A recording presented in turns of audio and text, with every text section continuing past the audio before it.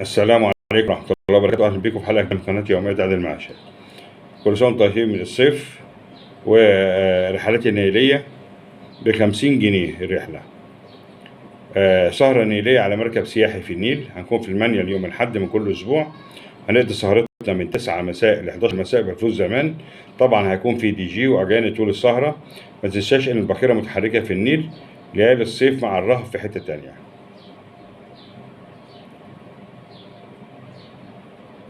الفرد سعره 50 جنيه لمدة ساعتين في النيل، مركب متحركة.